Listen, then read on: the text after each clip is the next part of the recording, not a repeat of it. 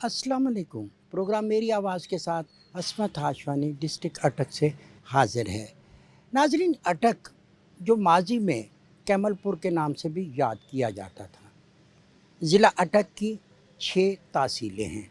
हर जगह पे माशाल्लाह अब कॉलेज मौजूद हैं, इंटर कॉलेज हैं, डिग्री कॉलेज हैं, कमर्शियल कॉलेज हैं, ख़वातीन के कॉलेज हैं, मेल के कॉलेज हैं। सबको अगर हम देखें तो वहाँ पे तालीम का रुझान पहले से ज़्यादा बढ़ गया है। माजी में जब सिर्फ लड़के कॉलेजों में जाते थे, अब लड़कियाँ भी उसी तादाद में जाती हैं।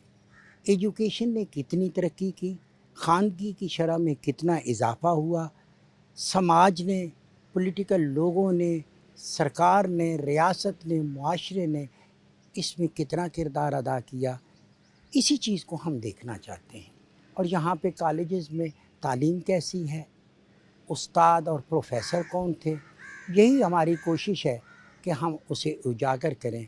क्योंकि अगर मुल्कों ने, मुआशरों ने तरक्की करनी है तो फिर उन्हें तालीम का रास्ता अपनाना होगा और फिर मेल फीमेल दोनों को तालीम देनी होगी। और ख़ास तौर पे वो बच्चे जो अभी तक स्कूलों में नहीं हैं, उन्हें स्कूलों में, कॉलेजों में, यूनिवर्सिटियों में लाना होगा ताकि खूबसूरत मुल्क बन सके। आइए नाज़रीन, इस हवाले से मुख्तलिफ़ शख्सियात से बात करते हैं और वो सब कुछ आप तक पहुँचाते हैं। उन्हीं के पास चलते हैं। मैडम सादिया, इस अटक के इस ख़वातीन के बच्चियों के कॉलेज में जी अब तो बहुत बेहतरी आ गई, जी आप चाहेंगे कि मज़ीद बेहतरी आए, तो मज़ीद बेहतरी कैसे आ सकती है? जी सर, बेहतरी की गुंजाइश जो है वो हर जगह पे हर वक्त मौजूद रहती है और परफेक्शन जो है वो नहीं हो सकती, लेकिन इंसान कोशिश कर सकता है कि चीज़ों को बेहतर से बेहतर बनाए। उस हवाले से हम भी अपनी एफर्ट्स करते रहते हैं। यहाँ पे सबसे जो बड़ा प्रॉब्लम है हमारे पास वो ये है कि यहाँ पे हमारे पास टोटल जो सीट्स हैं, सैंक्शनड सीट्स हैं, वो 48 हैं और 44 इस वक्त हमारे पास प्रोफेसर्स हैं, जबकि इस कॉलेज की तादाद जो है वो 3000 बच्चियाँ हैं।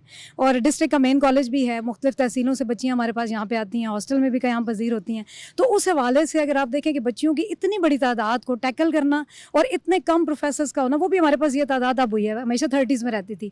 तो हमारे लिए जो सबसे बड़ा इस वक्त प्रॉब्लम है वो ये है कि यहाँ पे नई सीट्स क्रिएट की जाएँ, ज़्यादा से ज़्यादा प्रोफेसर्स तैनात किए जाएँ और मुख्तलिफ सब्जेक्ट्स की यहाँ पे वैरायटी दी जाए, ताकि कुछ बच्चे जिनको शहर से बाहर जाना पड़ता है, बच्चियाँ, वो भी यहीं पे तालीम हासिल कर सकें और हम BS लेवल्स को भी यहाँ पे ला सकें।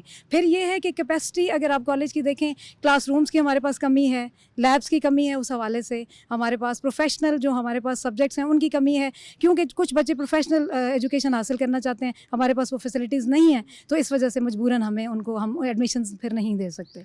नाज़रीन, मेरे साथ हैं खतीजा अमान, BA की स्टूडेंट है, इसी डिग्री कॉलेज में, ख़वातीन की डिग्री कॉलेज अटक में पढ़ती हैं। खतीजा, हमने ये देखा कि स्टूडेंट तो यहाँ पे इस कॉलेज में 3000 के लगभग हैं, लेकिन बहुत सारे स्टूडेंट जो होंगे वो बच्चियाँ अभी तक स्कूलों में, इस कॉलेज में आ ही नहीं सकी, वसाइल नहीं है, ये ऐसा है? जी बिल्कुल, ऐसा ही है। मतलब सिर्फ़ अटक में ही नहीं, इस पूरे माशरे में अगर देखा जाए तो यहाँ पर बहुत सारे बच्चे ऐसे हैं जो स्कूल में भी नहीं जा पाए, कॉलेज तो बहुत दूर की बात बन जाती है। तो वो स्कूल में ना ही जाना, ना ख़वानगी का बढ़ना, और ये सारा इन चीज़ को हवा देता है कि बाद में जब वो बच्चे बड़े होंगे तो ज़रूरी तौर पर वो किसी न किसी क्राइम में मुलविस हो जाएंगे या कोई इल्लीगल काम करेंगे और फिर माशरती बिगाड़ पैदा हो जाएगा। तो इससे अच्छा मतलब इसी टाइम से हम उन बच्चों को स्कूल में भेजें ताकि वो अभी से अपनी एजुकेशन ले सकें। बड़े होंगे फिर स्कूल कॉलेज जाएंगे तो पहले ही इस चीज़ को कंट्रोल कर लिया जाए तो बाद में ऐसा कोई भी बिगाड़ नहीं होगा। मुझे ये बताएं कि ये जो आज के दौर में किसी भी फील्ड में जाएं, खातून के रास्ते में कोई रुकावट नहीं है। जी जी एग्जैक्टली ऐसा कुछ भी नहीं है। मैं खुद BBA कर चुकी हूँ कॉमसेट से और मैं मार्केटिंग में हूँ। जैसे कि पहले मार्केटिंग में सिर्फ बॉयज़ होते थे, मेल होता था, लेकिन अब हमारे लिए बहुत ज़्यादा अपॉर्चुनिटी है।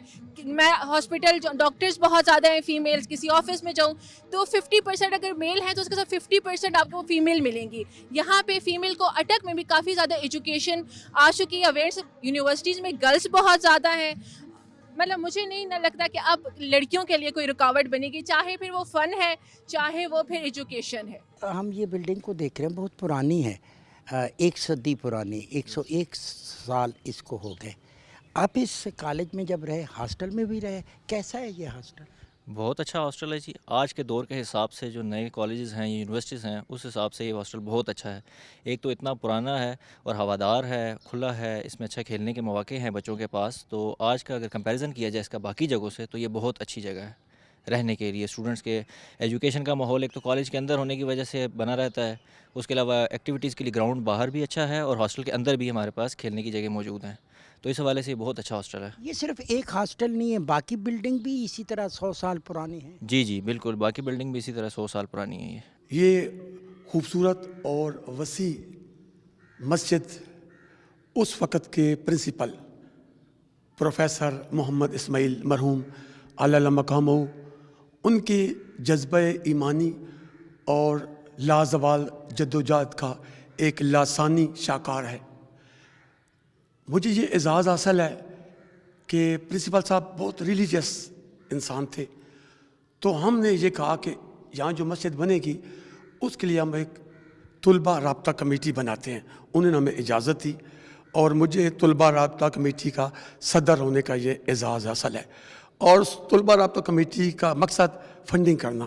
اور مجھے اس بعد میں یہ پتہ چلا کہ جس طرح بعد میں آنے والے پرنسپل جناب پروفیسر عزیز الرحمان صاحب جو کہ پرنسپل کی حیثیت سے آئے, تو انہوں نے پرنسپل اسماعیل صاحب کی خدمات کا اعتراف کرتے ہوئے اس مسجد کا نام مسجد اسماعیل رکھا. اور آج جو موجودہ پرنسپل ہیں جناب ماجد وحید بٹی صاحب, یہ اور میرے معلومات میں اضافہ ہوا کہ انہوں نے کہا کہ آفٹر ریٹائرمنٹ اسماعیل صاحب کی جو جمع پونجی تھی وہ بھی اس مسجد میں خرچ ہوئی.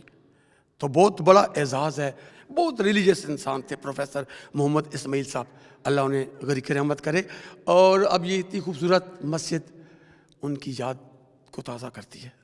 اور ہمیں میں سمجھتا ہوں میرے لیے یہ اعزاز ہے کہ ایٹ دیٹ ٹائم میں یہ اسٹوڈنٹ تھا اور بطور طلبہ رابطہ کمیٹی کے صدر اس کے حوالے سے ہم باقی ساتھی تھے, ہم چندہ اکٹھا کرتے تھے. جو اسٹوڈنٹ آتے تھے انہیں کہتے تھے جی ہم نے یہاں مسجد بنانی ہے, تو اس حوالے سے پھر وہ ہمیں فنڈ دیتے تھے. بہت بڑا ضلع ہے, بڑی تحصیلیں ہیں, دور دراز کے دیہات ہیں, وہاں پہ ہیلتھ کی سہولتوں کی کیا صورت حال ہے؟ بیسک ہیلتھ یونٹس موجود ہیں کہیں کہیں, لیکن ان میں عملہ اور جو میڈیکل کی سہولیات ہیں ان کے کم ہونے کی وجہ سے لوگوں کو ڈسٹرکٹ ہیڈ کوارٹر میں آنا پڑتا ہے.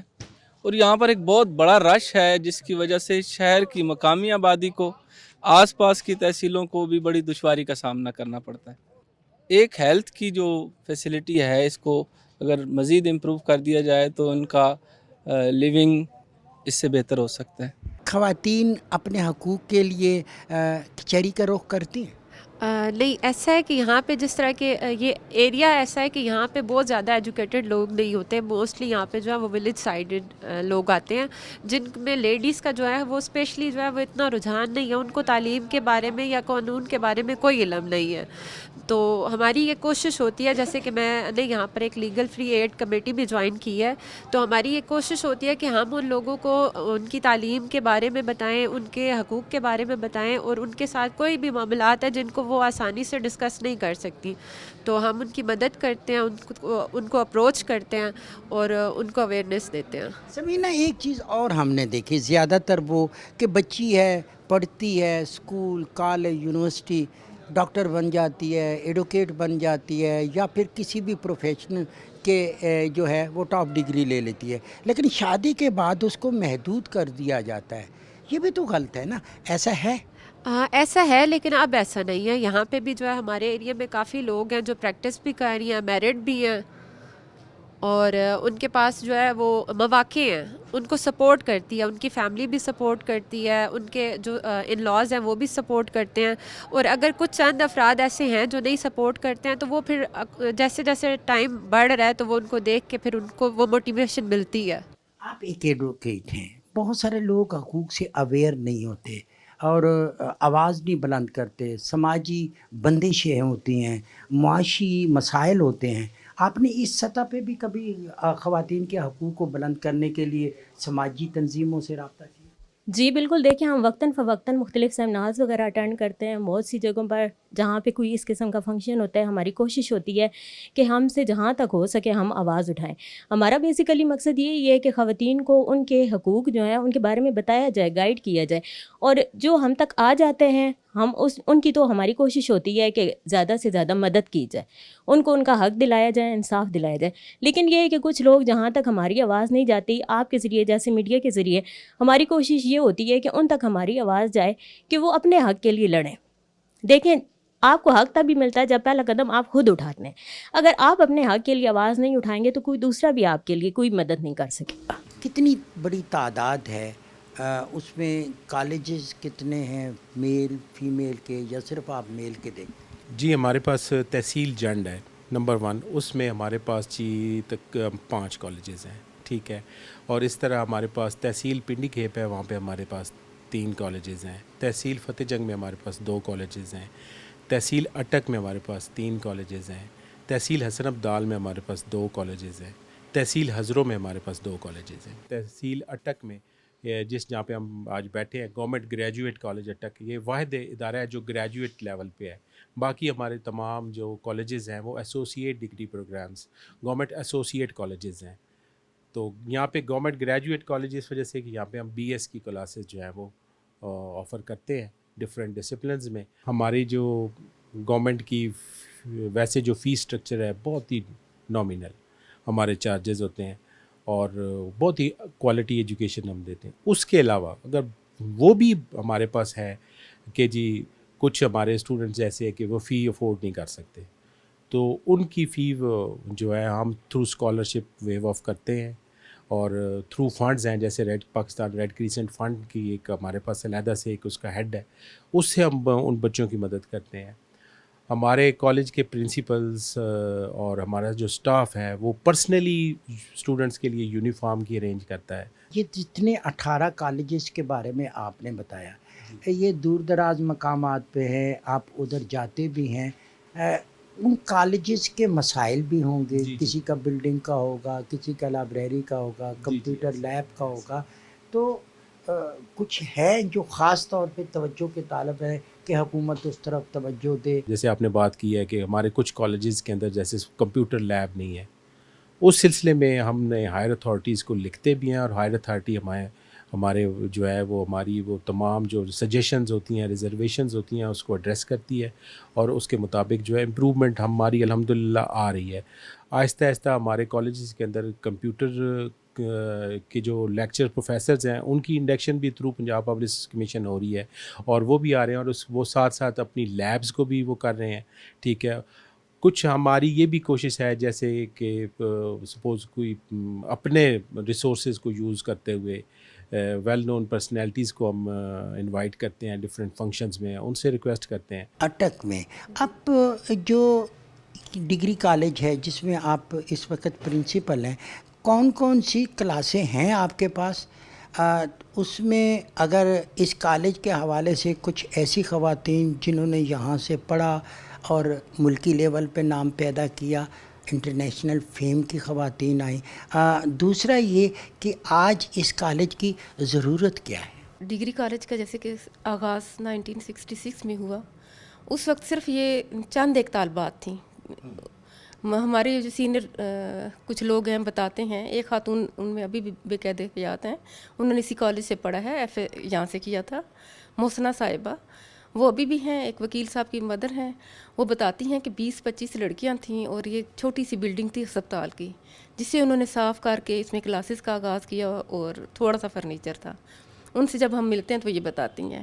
اس کے بعد درجہ بدرجہ ترقی ہوتی رہی, ترقی بلڈنگ کی بھی ہوئی, طالبات کی بھی ہوئی. اب ہمارا اس سال سے ارادہ ہے کہ BS فزکس, BS انگلش شروع کرانے کا, اس پہ ہم لوگ ورک کر رہے ہیں. کیا آج ایسا ہے کہ بچیوں کو بھی وہی سارے مواقع حاصل ہیں جس طرح بچوں کو تعلیم کے لیے؟ جی ہاں, جس زمانے میں نے پڑھا, 82 میں کالج میں آئی, اور 87 میں نے BA کیا یہاں سے, اس وقت ہماری تعداد کم ہوتی تھی, اور کچھ جو پڑھے لکھے لوگ تھے وہ اپنی بچیوں کو کالج تک پڑھاتے تھے, اور اسے آگے نہیں پڑھاتے تھے, BA کے بعد چھوڑ دیتے تھے. اب جب ہم ایڈمیشن کرتے ہیں, ہمارے پاس بہت سی طالبات آتی ہیں, اور پہلے کی نسبت بہت زیادہ کیا کہتے ہیں اسٹوڈنٹس کی اسٹرینتھ ہے, رجحان ہے پڑھانے کا. یہاں کے علاقے کی متوسط ترین گھروں کی بچیاں بھی اب یونیورسٹی جا سکتی ہیں, پڑھ سکتی ہیں آگے. ماشاءاللہ قابل لوگ ہیں یہاں کے, قابل بچیاں ہیں, اور بہت سارا فرق ہے پہلے وقت سے اب.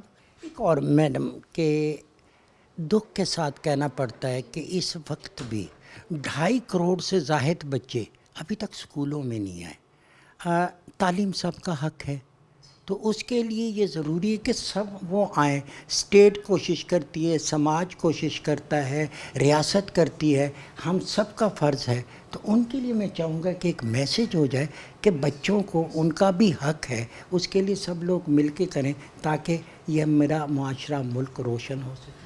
ہاں جی, ایسا ہے کہ ان بچوں کے لیے, ان بچیوں کے لیے کوشش کرنی چاہیے اسٹیٹ کو. جس طرح ایک تھوڑا سا دیا انہوں نے, بچوں کو اسکول میں کتابیں مفت دی جاتی ہیں, اس کا بہت سا فرق پڑا ہے. بعض صاحب حیثیت یونیفارم بھی پرووائڈ کرتے ہیں, اس سے بھی لوگ آ رہے ہیں. لیکن بہت سے بچے ایسے ہیں جو مالی مشکلات کی وجہ سے بچپن ہی سے کام میں لگ جاتے ہیں. اگر حکومت سب کے جس طرح اندراج ہوتا ہے بچوں کا, اس علاقے میں اتنے بچے ہیں, آیا اتنے بچے اسکول کالج تک پہنچے ہیں یا نہیں پہنچے, یہ حکومت کا کام ہے نا, ریاست کا کام ہے. تو کچھ پتہ نہیں ہوتا, جو چلے جاتے ہیں اسکول تک وہ کچھ پڑھ لیتے ہیں, جو نہیں جاتے وہ نہیں پڑھ سکتے. میں ڈسٹرکٹ بار کا پریزیڈنٹ بھی رہا, میں پنجاب بار کونسل کا چیئرمین ایگزیکٹو بھی رہا, اٹک سے ممبر بار کونسل بھی رہا, اور ان ساری حیثیتوں میں پاکستان پیپلز پارٹی سے جو تعلق ہے وہ اسی طرح برقرار رہا جس طرح کے پہلے دن تھا. میرا جو حلقہ ہے وہ 2 قسم کے اس کی بائیفرکیشن ہے. اس میں اٹک شہر شامل ہے جو کہ اس حلقے کا تقریباً 40% ہے, اور 60% جو ہے وہ دیہی یونین کونسلز پر مشتمل ہے. اٹک شہر کے جو پرابلمز ہیں اور یہاں پر جو شہری مسائل ہیں وہ بہت زیادہ ہیں. ان میں جو سیوریج کا پرابلم ہے وہ بہت زیادہ ہے. یہاں پر اب پارکنگ کا ایک پرابلم ہو گیا ہے, وہ بہت زیادہ ہو گیا ہے. پانی کا مسئلہ ہے شہر میں, وہ بہت زیادہ ہو گیا ہے. جو ہماری دیہی یونین کونسلز ہیں ان میں ہمارے کچھ گاؤں ایسے ہیں, مثلا ہم کامرا کو لیتے ہیں, ہم شکر درہ کو لیتے ہیں, تو اب وہاں جائیں تو وہاں صحت کے مسائل بہت زیادہ ہیں. پرنسپل صاحب, آپ کی اس کالج کی 100 سالہ ہسٹری, بڑی ہسٹری ہے. آپ تقریبات کر رہے ہیں, سیمینار کر رہے ہیں, پرانے اسٹوڈنٹ آ رہے ہیں. کچھ اس کالج کے بارے میں بتائیں کہ اس کی ابتدا کیسے ہوئی. یہ 1904 میں پرائمری اسکول کے طور پہ اس کالج, اس بلڈنگ کا جو افتتاح ہوا تھا یہ, اور 1924 میں اس کو انٹر کالج کیمل پور کا درجہ دیا گیا تھا, اور پہلے پرنسپل اس کے مرزا محمد محسن جو ہے وہ بنے تھے. 1942 میں اس کو ڈگری کالج کا درجہ ملا تھا, اور اس کے بعد 1992 کے اندر جو ہے اس کو پوسٹ گریجویٹ کالج کا درجہ ملا تھا, اور 5 مضامین میں ہم نے یہاں پر MA MSc شروع کیا تھا. HEC کی پالیسی کے تحت جو ہے پھر MA MSc ختم کر دیا گیا تھا. تو اس کے بعد جو ہے 2021 میں جو ہے اس میں ہم نے 6 ڈسپلن شروع کیے BS کے اندر, اور اس سال ہمارے انشاءاللہ پروگرام کے 2 مزید ڈسپلن کے اندر ہم BA شروع کر سکیں. 1924 سے جو سفر شروع ہوا تھا 100 سال ہو چکے ہیں, جس طرح کہ آپ جانتے ہیں اس کو. اس 100 سالہ سفر کے دوران اس تاریخی اور ممتاز ادارے نے اس ملک و قوم کو بے شمار نگینیں فراہم کی ہیں, جن کی جگمگاہٹ سے, جن کی چکا چون سے جو ہے صرف اس ادارے کا نام روشن نہیں ہوا, اس ڈسٹرکٹ کا نام بلکہ پورے ملک کا بھی نام روشن ہوا ہے. جیسا کہ آپ نے اپنے انٹروڈکشن میں کہا ہے کہ یہ ایک مارشل ایریا ہے. اس ادارے نے بے شمار افسران جو ہے, بے شمار فوجی جو ہے اس فورسز کو دیے ہیں. میں اگر نام لینا شروع کروں تو بہت سارے نام ہیں, لیکن چیدہ نام جو میں آپ سامنے بیان کر سکتا ہوں. اب جنرل جہانداد خان صاحب, جنرل شجاع پاشا صاحب, جنرل جاوید اشرف قاضی صاحب, اسی طرح جنرل سرفراز صاحب جو ہے, ایئر مارشل انور شمیم صاحب جو ہیں وہ اسی کالج کے اسٹوڈنٹ رہے ہیں. اس کے علاوہ بے شمار بریگیڈیئر, کرنل, میجر, کیپٹن جو ہیں وہ اسی ادارے سے جو ہے وہ فارغ التحصیل ہیں. اگر میں ادب کی بات کروں, تو ادب میں بڑے بڑے نام جو جو ہمارے ملک اور قوم کا نام روشن کیے ہوئے ہیں, جس طرح کرنل ضمیر جعفری صاحب ہیں, منو بھائی ہیں, احمد ندیم قاسمی ہے, اشفاق علی خان صاحب ہیں, شورش ملک صاحب ہیں, جس طرح پروفیسر فتح محمد ملک صاحب ہیں. اس طرح کھیلوں کے میدان کے اندر جو ہے, ہاکی کے اندر جو ہے, کرکٹ کے اندر جو ہے بڑے بڑے نام, بڑے سائنٹسٹ جو ہے بڑے نام. تو اللہ کا شکر ہے کہ صدارے نے اپنی طرف سے اس ملک اور قوم کی خدمت کرنے کی بھرپور کوشش کی ہے اس میں. جی میری خوش قسمتی ہے، میں یہ کہوں گا کہ اس کالج میں 4 سال مجھے علم حاصل کرنے کا موقع ملا ہے. میں جو کچھ بھی ہوں، ظاہر سی بات ہے کہ میرے بنانے میں، سنوارنے میں اس کالج کا بہت بڑا رول ہے. اس دور کے اساتذہ جو تھے ہمارے رول ماڈل ہوا کرتے تھے اس زمانے میں، انہیں کو دیکھ کے ہم نے بولنا سیکھا ہے، انہیں کو دیکھ کے ہم نے پہننا سیکھے. تو اس دور کے اساتذہ جو تھے وہ ہر لحاظ سے ہمارے لیے رول ماڈل ہوا کرتے تھے. میں بلکہ آپ کو یہ بات بتاؤں کہ جس طرح پشاور کا اسلامی کالج ہے، کہا جاتا ہے کہ اسلامی کالج پشاور کے بعد یہ گورنمنٹ کالج کیمل پور جو تھا، تو اس کالج کے اندر میاں والی سے، فتح جنگ سے، پنڈی گھیب سے، ٹیکسلا سے، راول پنڈی سے، بے شمار جگہ سے جو ہے یہاں پر اسٹوڈنٹس آیا کرتے تھے. میں یہ سمجھتا ہوں کہ یہ ایک قرض ہے میرے اوپر، جو اس ادارے نے میرے اوپر دیا تھا، اس کو میں کچھ اس کا حصہ جو ہے واپس کرنے کی کوشش کر رہا ہوں. 2023 ہمارا جو ہے یہ 7 سالہ تقریبات کا پروگرام ہے. یہ ہم نے پورا سال اس کو جو ہے مختلف فنکشن تقریبات ہم نے جو ہے وہ ایک سیریز جو ہے اس کو ترتیب دی ہوئی. ہم نے مارچ میں ہم نے جو ہے خصوصی اینول گیمز کا افتتاح کیا تھا. اس کے اندر جو ہے ان گیمز کے اندر جو ہے نہ صرف موجودہ طلبات بلکہ جو پرانے ہمارے اٹکونینز، ہماری جو اولڈ بوائز ایسوسیشن ہے، اس کو ہم نے اٹکونین کا نام دیا. تو اٹکونینز کی کثیر تعداد نے ان گیمز میں حصہ لیا تھا، شرکت کی تھی، جس سے انہوں نے اس کالج کے ساتھ، اس ادارے کے ساتھ خصوصی تعلق اور محبت کا اظہار کیا تھا. ابھی ہمارا پروگرام ایک اسی تقریبات کے حوالے سے جو ہے ایک ہماری گیٹ ٹوگیدر ہے، جس میں تمام ریٹائرڈ پرنسپلز، تمام ریٹائرڈ پروفیسرز، ان کی ہم نے ایک گیٹ ٹوگیدر کرنی. ہم نے ان کا اینول ڈنر اس کا نام دیا ہم نے. تو وہ بلا کے ان سے مشاورت بھی کی جائے گی، ان کے مشاہدات بھی لے جائیں گے، تجربات بھی لے جائیں گے، تاکہ ان کے مشاہدات اور تجربات سے جو ہے ہم جو ہے وہ مزید آگے جو ہے وہ لے کے چل سکیں. بیسک ٹیچر کے میں یہ سمجھتا ہوں کہ تعلیم کے ساتھ ساتھ تربیت انتہائی ضروری ہے، اور کوشش کر رہا ہوں میں، اور اللہ کا شکر ہے کہ میری ٹیم جو ہے، سارے اساتذہ یہ مل جل کے کام کر رہے ہیں اور چینج آ رہی ہے. ماجد صاحب میں چاہوں گا کہ آپ کوئی میسیج اگر کرنا چاہیں، کیونکہ آپ کی آواز لاکھوں نہیں کروڑوں لوگوں تک جا رہی ہے، اور اس پروگرام کے افادیت، اہمیت اس لیے بھی بہت زیادہ ہے کہ تعلیم ہماری زندگی کا ایک اہم جز ہے. میسیج کوئی ہو؟ میرا میسیج تو بھائی یہی ہوگا کہ تعلیم حاصل کیجئے، محنت کیجئے، اور تعلیم ایمانداری سے حاصل کیجئے. میرا یہ یقین ہے کہ آپ کی ہوئی محنت اور تعلیم یہ اللہ تعالیٰ کبھی ضائع نہیں کرتا. تعلیم ہی سے جو ہے قوم بھی ترقی کرے گی، تعلیم ہی سے آپ بھی ترقی کریں گے، تعلیم ہی سے آپ کا خاندان بھی ترقی کرے گا. بہت شکریہ. بہت شکریہ. ناظرین، آج بھی یہ چیز لاگو ہے ہم پہ کہ اگر آپ نے ترقی کرنی ہے تو پھر آپ نے علم حاصل کرنا ہے.